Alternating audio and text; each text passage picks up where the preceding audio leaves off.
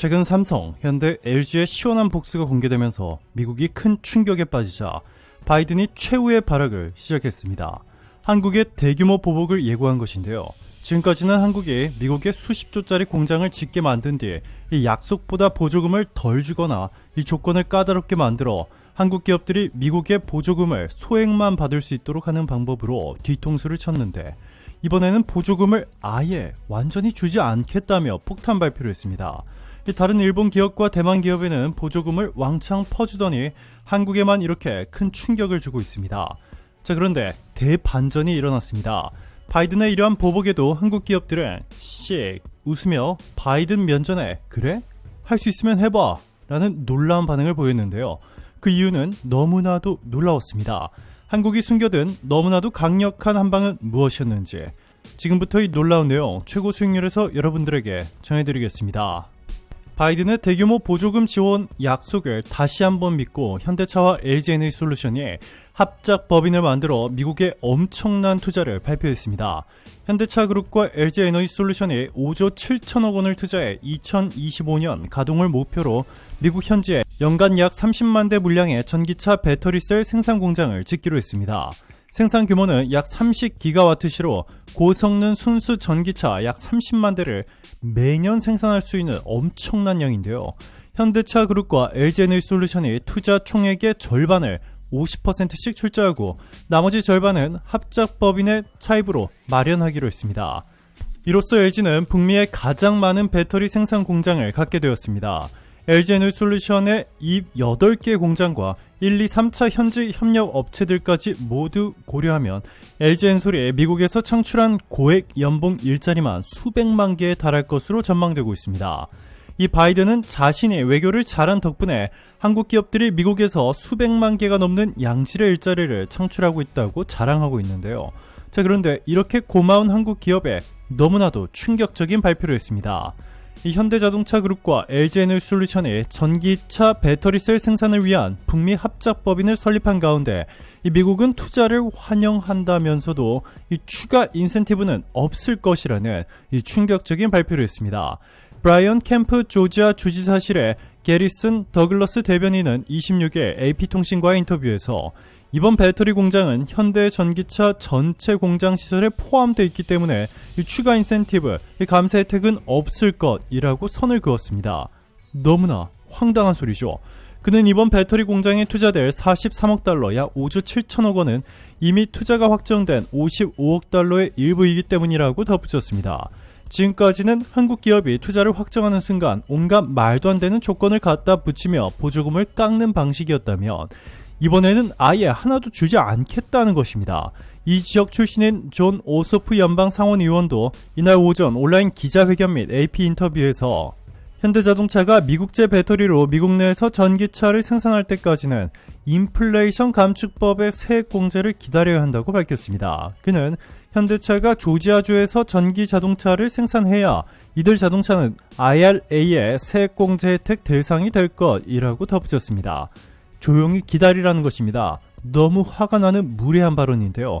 자, 그런데 바이든의 충격적인 보복은 이제 시작이었습니다. 이것보다 더 충격적인 발표까지 최근 공개했는데요. 바이든의 오른팔로 불리는 이 러먼도 상무부 장관은 자국 반도체 업체 마이크론에 대한 중국의 제재에 대해 단호히 반대, 용납 불가 등의 표현을 쓰면서 강도 높게 비판하면서 한국도 무조건 미국의 제재에 동참하라는 식의 충격적인 폭탄 발표를 했습니다.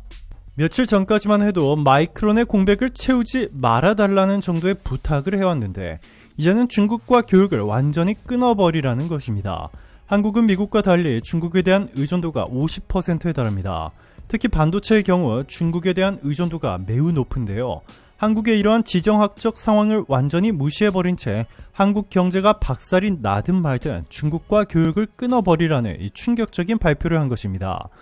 바이든은 중국의 마이크론 제재에 대해서 이것은 사실에 근거하지 않고 미국 기업 한 곳을 겨냥한 곳이라면서 미국은 단호히 반대한다라고 밝혔다고 블룸버그 통신 등이 보도했습니다. 그러면서 일관되게 밝힌 대로 우리는 이번 도전과 중국의 비시장적 관행과 관련된 모든 도전을 해결하기 위해 파트너 국가들과 긴밀하게 협력하고 있다라고 말했습니다. 한국이 중국에서 마이크론의 빈자리를 채우지 않는 것은 물론 중국에 대한 반도체 수출을 완전히 끊어버릴 수도 있다는 것입니다. 그는 반도체 지원법상 투자는 미국 내 반도체 생산을 강화하기 위한 것이라면서 우리는 IPEF 국가들의 투자 참여를 환영한다. 우리는 일본, 한국, 싱가포르 등의 기업들이 반도체 지원법상 지원에 참여할 것으로 예상한다. 라고 말했습니다. 중국과 교육을 끊어버리는 순간 한국의 경제 절반이 날아갑니다. 역사상 가장 충격적인 대공황을 겪는 것이 확정적인데도 미국은 한국에 중국과 교육을 완전히 끊어버리는 이 미국의 강력한 제재에 동참하도록 강요하고 있습니다. 한국이 중국에 팔지 못하게 될 엄청난 규모의 반도체 및 다른 제품들을 미국이 대신 사주는 것도 아니면서 미국은 한국에 무리한 요구를 강요하고 있는데요.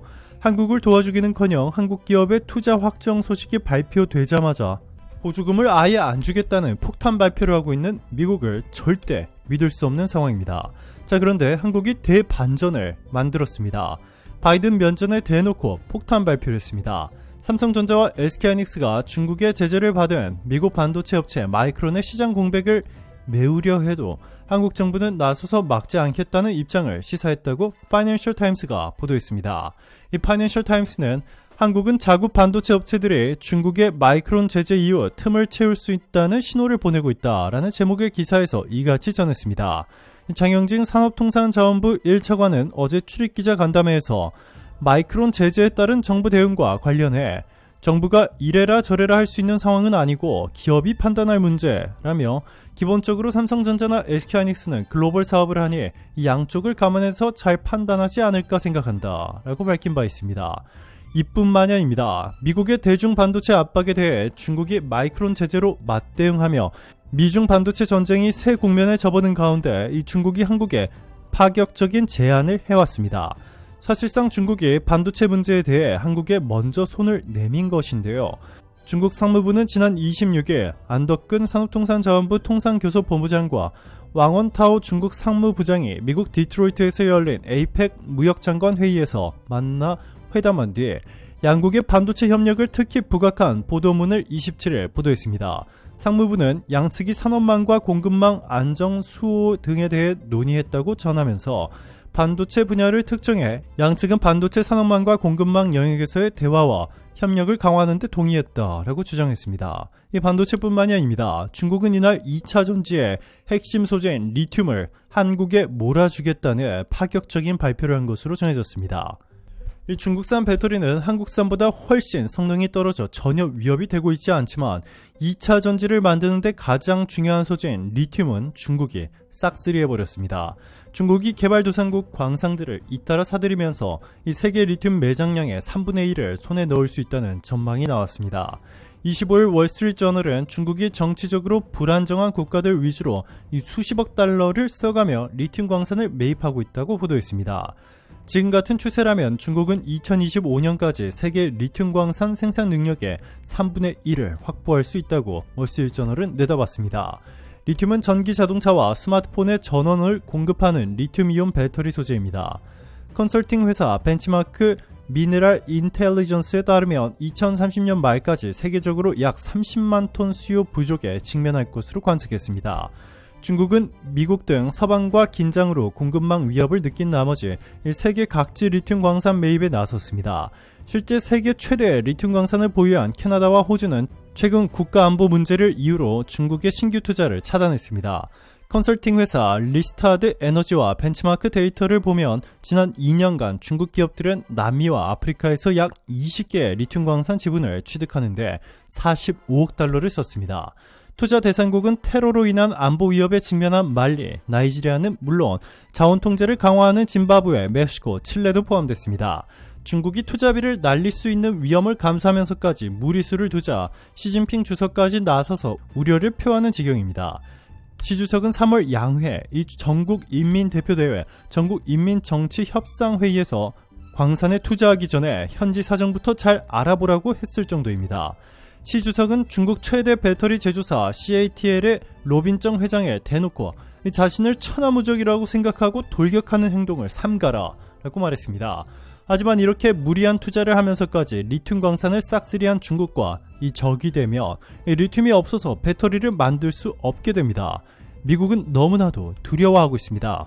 이 한국과 중국이 손을 잡고 글로벌 배터리 공급망을 완전히 장악해버리면 미국은 한국에도 중국에도 찍소리 못하게 되어버리기 때문입니다. 이제는 여러분들도 잘 아시다시피 이 2차 전지 배터리는 단순히 전기차에만 들어갈 것이 아니라 ESS라는 에너지 저장 장치를 통해 공장과 심지어 우리 가정에서도 이 2차 전지를 통해 전기를 공급받는 미래가 오기 때문입니다. 우리 일상생활에 전기가 필요한 모든 곳에서 쓰인다는 소리죠. 2025년이면 메모리 반도체 시장 규모를 따라잡고 2030년이면 메모리 반도체 시장의 5배 육박할 것이라는 2차 전지 시장. 심지어 리튬 배터리의 핵심 소재인 양극재와 음극재 시장 규모도 2030년이면 메모리 반도체 시장의 2배에 달할 것이라는 전망이 쏟아져 나오면서 이 글로벌 시장 게임 체인저로 각광받고 있는데요. 지구 역사상 가장 큰 규모의 이 2차 전지 시장을 한국과 중국이 손을 잡으면서 완전히 싹쓸이하게 되는 대반전의 그림이 만들어졌습니다. 오늘도 감사합니다. 최고로 멋진 하루 보내시길 바랄게요.